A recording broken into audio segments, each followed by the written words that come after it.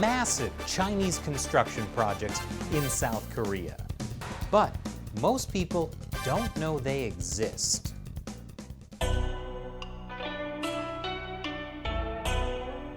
Welcome back to China Uncensored. I'm Chris Chappell. China's Belt and Road Initiative. It's an expansive project that mostly focuses on building infrastructure and collecting natural resources in developing countries, from a railroad in Nigeria to a copper mine in Myanmar. There's even a small number of Belt and Road projects in developed countries, like Italy. According to the Chinese government, there are now 138 countries that are officially part of the Belt and Road. That's already the majority of countries on Earth. But there's also a secret Belt and Road. Chinese-funded projects that don't show up on the radar. For example, in South Korea. Joining me today to talk about China's secret Belt and Road in South Korea is Tara Oh from the East Asia Research Center. Thanks for being on. Thanks for inviting me. It's an honor. Great. So let's start with one of the big Chinese projects in South Korea. There's an island off the southwest coast called Jindo. What's happening there?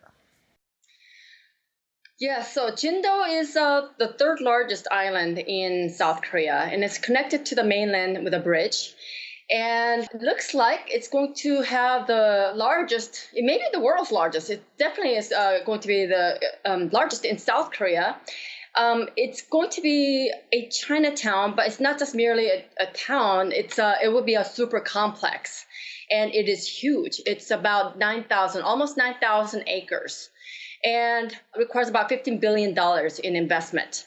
We know that this is part of China's Belt and Road Initiative because there's an organization called South Korea China Belt and Road Initiative Association. So it's definitely a big initiative on the part of China. Well, so the island has a small population, only about 30,000. Why Jindo?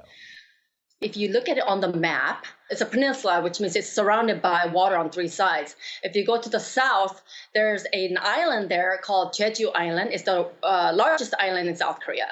And actually, there are about 4 Chinatowns there as well. But it's very close to Jeju Island, and it's on the southwestern tip of South Korea. So it's strategically very important. When we talk about Belt and Road Initiative of China, they like ports all over the world. And if you look where all the Chinatowns are, it's where all the ports are. And Jindo is, it's not a port, but it's an island, and it's in a strategic location. Well, so Jindo is one of the bigger projects. Let's talk about some of the smaller projects. Historically, there's been one very old Chinatown in South Korea, in the city of Incheon. Yes. But now there are more than 24 Chinatowns in Korea, all built in the last decade or so. What's going on here?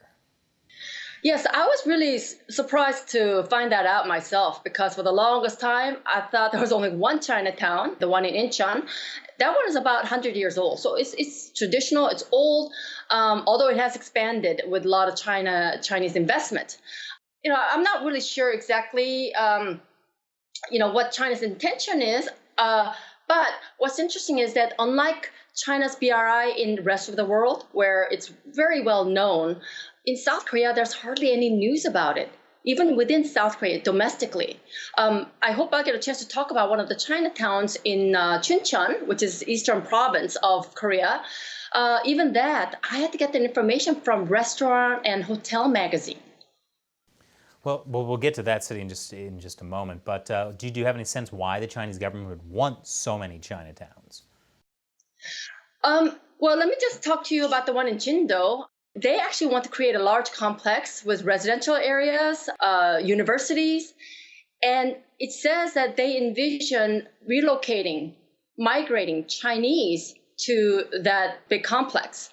Let's put that together with the fact that Chinese can, actually foreigners, but most of the foreigners in China are Chinese. After living there for 3 years, they can vote. So if you have a large number of Chinese physically moving there and living there and having voting rights, what is that going to lead to? Well, so let's talk about the Chinatown in Chuncheon City. It's a massive complex. This is east of Seoul. It's a $90 million planned development, not an organic Chinatown like you see in a lot of countries. What's the purpose behind it? Well, again, this is another Belt and Road Initiative because the governor of Gangwon province, who actually physically went to Beijing in December 2018 to sign an MOU, he called it, this is a Belt and Road Initiative. Now, the only thing is he thought that was the only one in South Korea, and of course it's not. What he said was it'll bring in tourists from China. But it seems like he'll have to compete with over 24 other Chinatowns in South Korea for tourists. But another interesting part about this is that the MOU was signed with the People's Daily and People's Network, and you know that is the mouthpiece of the CCP, and they're going to be in charge of the content of this cultural town, as well as seeking investors for this. So it just seems like it's going to have a lot of CCP control over that area. Well, so you mentioned it seems like a lot of this is happening kind of under the radar. Do local Koreans have any concerns about this? Well, it's hard to have concerns about it if you don't know about it. So that's one problem, that it is not widely known.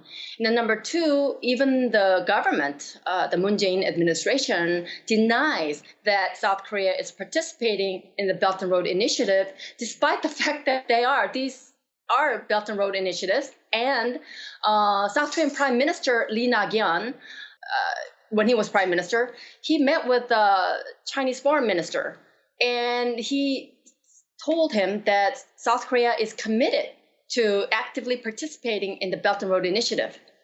And then South Korea's ambassador to China also said that South Korea is committed to actively participating in the BRI, and this was said on CCTV. Yet the Blue House is denying this. So it's very interesting. But going back to the Jindo one, there are concerned citizens once they find out what's going on. So with the Jindo, there actually was a Blue House petition for people to please stop this development.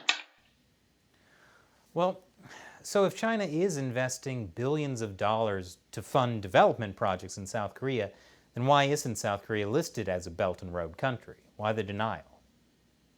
Well, that's a very good question. But I think it's because hardly anything is written about it in the media. Because right now, South Korean media, it's not a scientific figure, but the majority is controlled by the government. And if the government does not want that information out there, then it's not going to come out. So what's the risk of having too much Chinese investment in South Korea? Well, we know what China is doing in Hong Kong. We know what China is trying to do all over the world, actually. It wants greater influence and greater control. And if geographically, geopolitically, Korean Peninsula is very important to China. So, it would be obvious that CCP wants greater control over Korean Peninsula.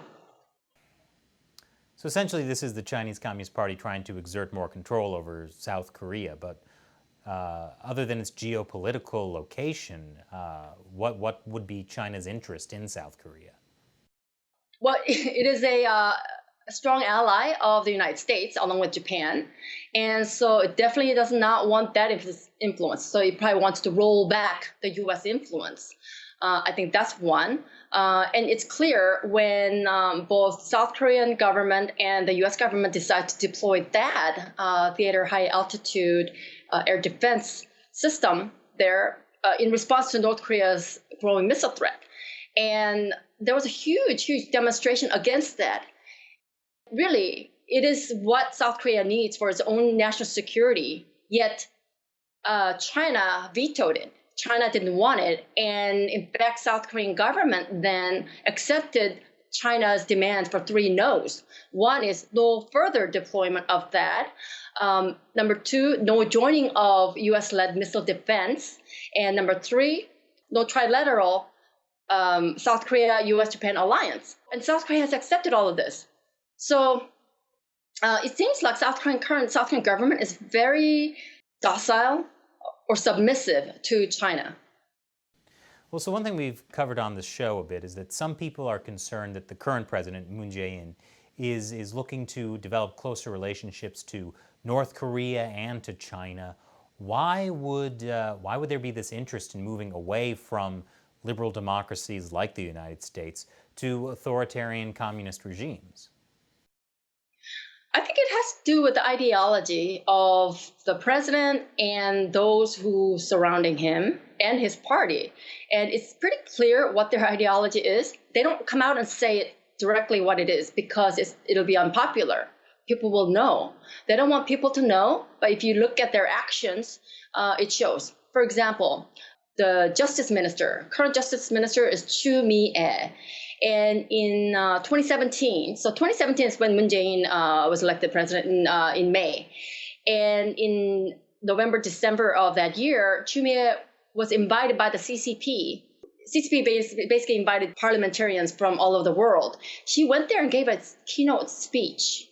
And she's with the ruling party, which is the Democratic Party of Korea. Another interesting about that party is that last year, Yang Seung-chul, he's the confidant of President Moon Jae-in, and he also has the party's think tank in charge of the election strategy. He went to Beijing at the invitation of CCP and signed an MOU. So you have a situation where Democratic Party of Korea is signing an agreement with the Communist Party of China. This definitely seems very worrying for the future of South Korea.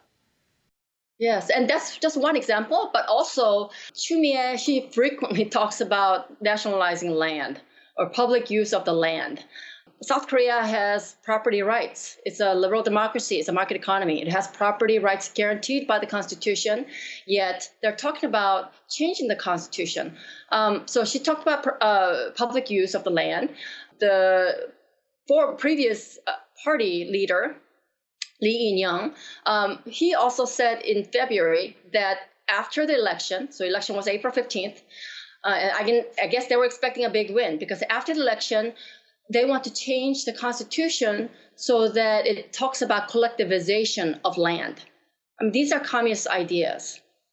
Well, great. Thanks for joining me. If somebody wanted to learn more about you or what you do, where should they go? If somebody wants to learn more, they can go to the website, eastasiaresearchcenter.org. Great. Well, thanks for being here today. Thank you, Chris. And thanks for watching. What do you think? And what other Belt and Road countries would you like us to look into? Leave your comments below. Once again, I'm Chris Chappell. See you next time.